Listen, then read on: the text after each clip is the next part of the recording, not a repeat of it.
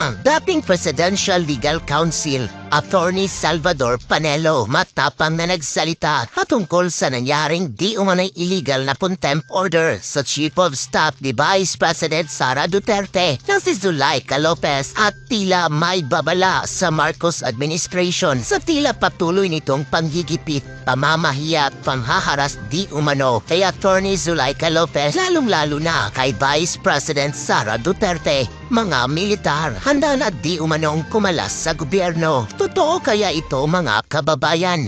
Ating alamin sa isang live interview, matapang na nagsalita ang dating Presidential Legal Counsel na si Attorney Salvador Panelo, kung saan tila binigyang linaw nito ang totoong kadahilanan kung bakit tila nagawa ng Vice President Sara Duterte na sabihin sa publiko ang isang expose at sa di umano'y pagtumba kay PBBM Lisa Romualdez. Hindi na nga raw sila pinapatula ni Vice President Sara Duterte sa tila pamemersonal na pag-atake ng mga ito. Ngunit tila nasagad naman raw kung tutuusin kung pati ang mga taong nakapalibot rito na nagtratrabaho lamang ng marangal para sa kanilang pamilya ay nadadamay na rin. Tila nagbabala rin si Attorney Salvador Panelo, huwag daw biruin ang administrasyon ngayon ang mangilan-ngilan na mga taong nakikita nila ngayon sa kalsada na handang magwelga dahil ito raw ay nakikita ng mga militar at oras na sila'y magsabay-sabay na magdesisyon, pati mga kasundaluhan papalad na sa di umano'y mga di makatarumang pamamalakad raw ng pamahalaan. Huwag na raw antayin ang administrasyon na yon na magkagulo ang taong bayan at sila ang magdesisyon dahil baka hindi raw nito nalalaman sa mukha di umanong malapit na ring masagad ang men in uniform dahil sa tila panggagago raw ng administrasyon.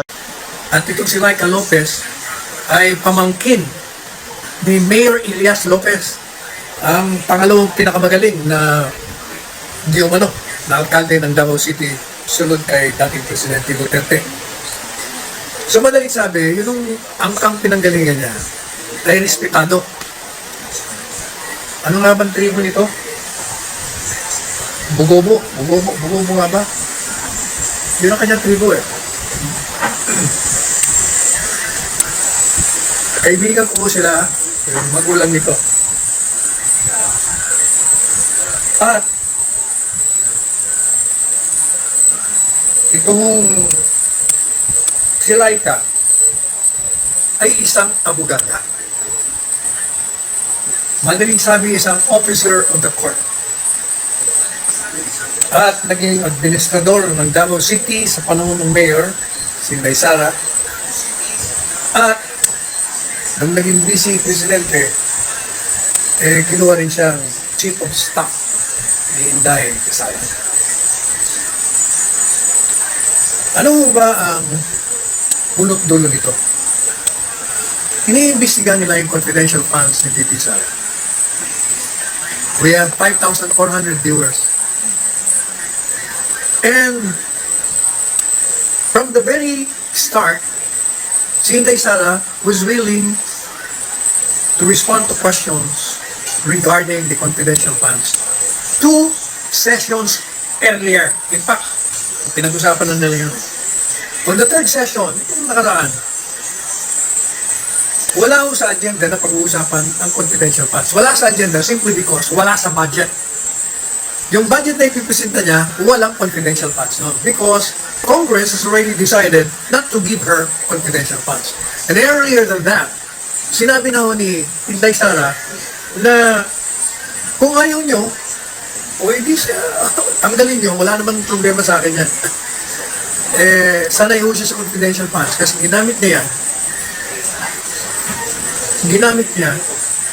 nung siya ay nasa bilang alkalde ba? Kaya sanay na sanay ho siyang gumamit yan.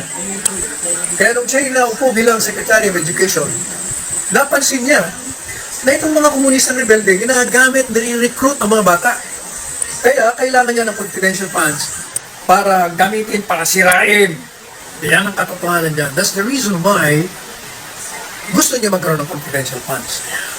At nung humingi siya ng confidential funds kay Presidente Marcos Jr., binigyan siya. Binigyan siya sapagkat nakita siguro ng Presidente Marcos Jr. ay gagamitin niya naman talaga sa kalaban ng Estado. Oh, wala akong problema nung unang budget presentation, di ba? As a courtesy ng Vice President, pasado ka ganyan. Second, pasado na naman yan. O, nagkaroon lang ng anomalya nung siya ay nag-resign. That started the prakaso o yung gulo. Pinag-initan na siya. Kaya nung third session, nung ipipresenta niya, pagtatanggol niya yung kanyang, hindi pagtatanggol, prinisenta niya muna, presented, this is the budget of the OBP.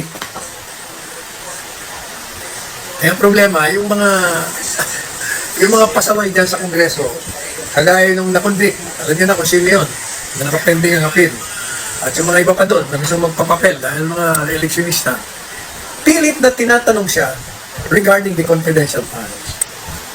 Una-una sabi niya, teka muna, wala naman sa agenda ito ha. Bakit niyo ko tatanungin dito? Pinag-uusapan dito yung budget niya. Tapos na yung pondo ng confidential funds. Bakit yung tinatanong ko? Pinipilit ko nila na yung Commissioner on Audit merong notice of disallowance. Ibig sabihin, dinisapprove yung gastos nila. Pero pinaliwanag na nga, teka muna, hindi pa naman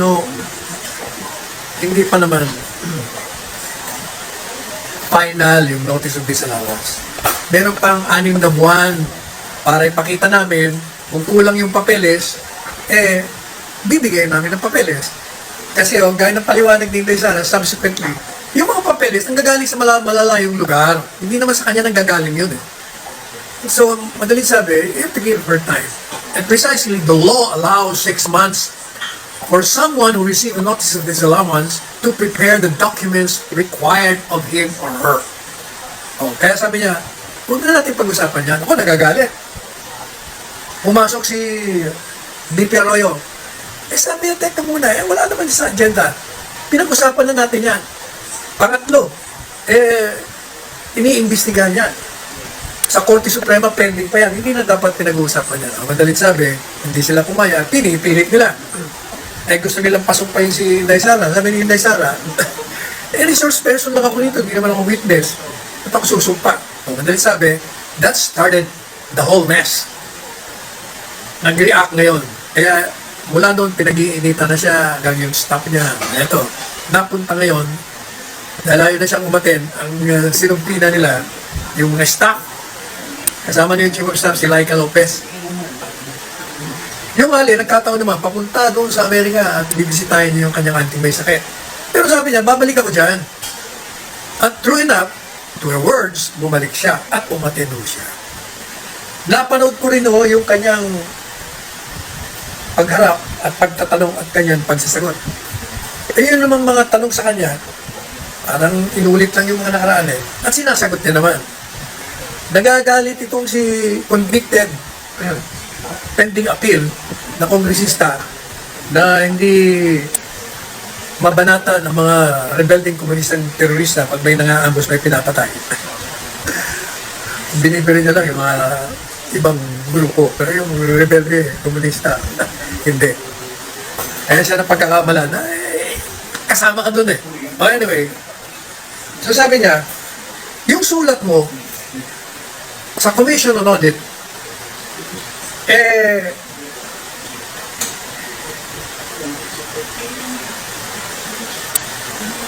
ginagawa mong sagabal sa pag-iimbestiga namin. Sapagkat sinugti na namin ang Commission on Audit, sinulatan mo, ikaw nakapirma. At sinabi mong huwag sundin ang subtina. Yan ay paglabag under the rules. At sabi yun itong kongresistang babae ito, nag-i-English siya, ayan ka na naman. Ayan ka na naman, hindi ka na natuto. Ikaw, at kasama mo mga iba niyan, ang gagaling nyo mag-i-English, mali na naman ang English nyo. Sabi mo, one of the reason, hindi, dapat one of the reasons may S. Hindi kagaya ng with regards, walang S dapat yun. Ito namang one of the reasons, kaya nga one one, isa of the reasons sa mga dahilan. Sa susunod mo ka mag-English ng English, At nayaya mo, magagalit sa yung aking apo Marunong uminglis yung apo ko eh. Marinig ka. Oh. One of the reasons. Kaya pag nakulong ka, mag-alaw ka ng grammar muna doon. Sama-sama na kayo ni with regards. Saka with the evidences daw. Saka ni country. O yun, sama-sama kayo doon. Kakayamot kayo talaga. Anyway, so sabi naman ni Laika, tama naman ang paliwanag niya, but Your Honor, that is a statement, that is the position of the agency regarding the subject matter that is being investigated. And we're saying that the notice of disallowance is still not final.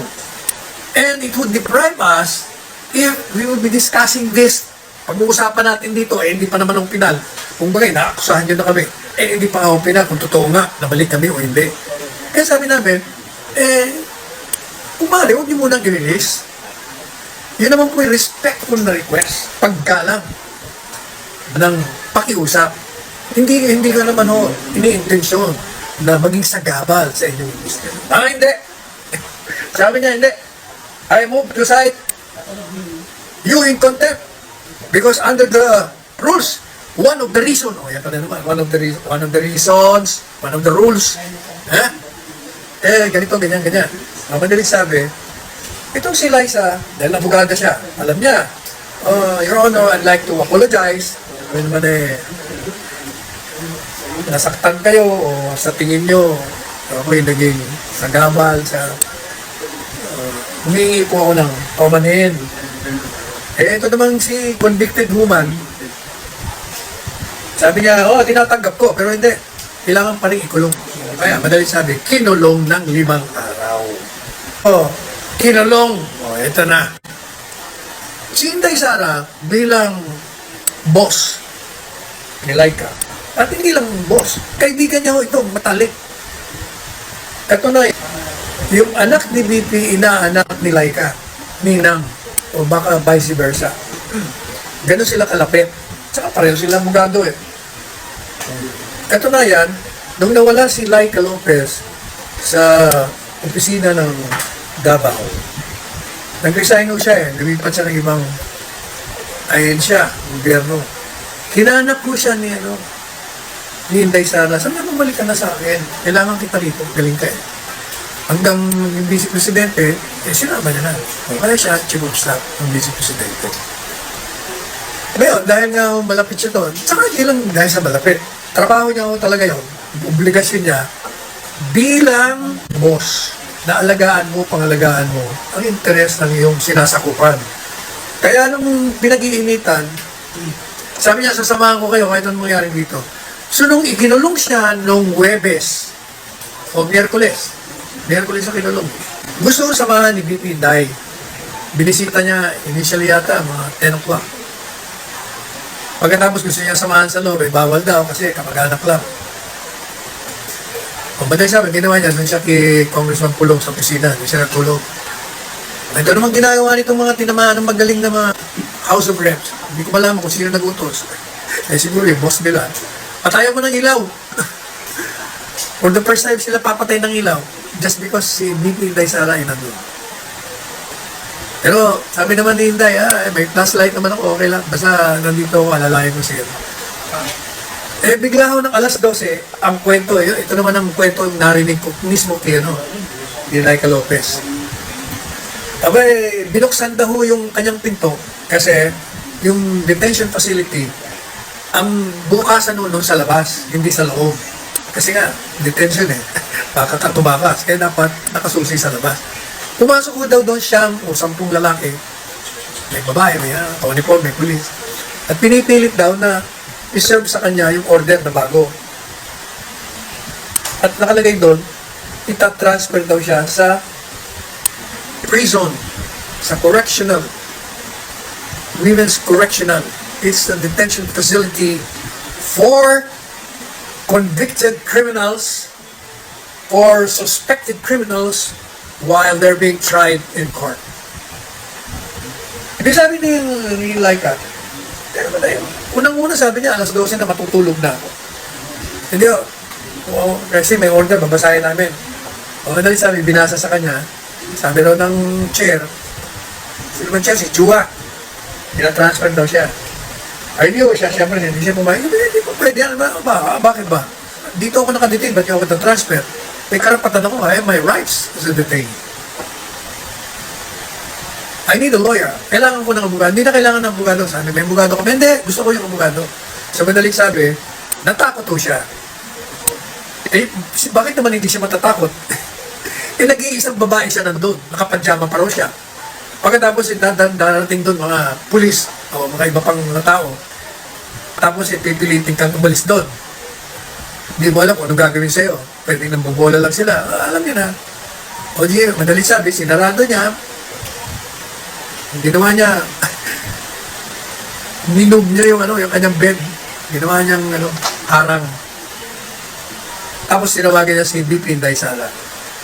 Si Inday Sala naman, sabi niya, iyak nang iyak. Hindi ko maintindihan kung anong pinagsasabi niya.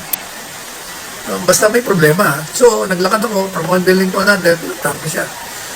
Hindi pa nga ako initially nakapasok, pero nagantay ako. Madaling sabi, nagkaroon na ngayon sila ng problema. Kasi si, was inconsolable. Ibig sabihin, masyado siyang naapektuhan, iyak siya ng iyak, meron pang sakit, kung ano-ano pang sakit ang katawan niya. May sclerosis. O madaling sabi, bumigay. Nagkaroon ngayon ng hindi ko malaman kung ano, basta hindi na siya nagre-respond. Siguro nawala ng malay tao. Meanwhile, humihingi ng ambulansya. Tagal nila bago pinapasok. Isang oras, mahigit. Ay pasok nila. Kamuntik pa nga tamaan ng ulo ni Inday Sara dahil ito naman pulis, hindi man tinitingnan. Nung saranduan yung likod, tinatamaan yung ulo. Buti nakita ng isang staff. Anyway, so, dinala ko sa veterans, tapos transfer sa QC St. Luke's. So, unahin nun natin yung pagkakulong bago ko puntahan yung mga banat ni BP Inday Sara kasi napakinggan ko. Ano bang masasabi natin? First, the citation of contempt has no legal basis. There was no interference made by Attorney Laika Lopez. Pinaliwanag niya na nga na yun ang posisyon namin kasi pag tinuloy po natin yung investigasyon dito, tatanggalan naman kami ng karapatan kasi you'll be accusing of this and that. Eh wala pa namang pinal. So kaya kami nakikiusap sa COA kung ma-reconsider nila yung kalakaran na yun. So bakit? Why in the world? Or why in hell? Have you cited this woman, this officer of the court? Officer of the court ito, abogada ito. Napakagalang sa inyo, napakinggan mo, nakitang-kita ko, napakagalang sa inyo. Bakit nyo pinakulong?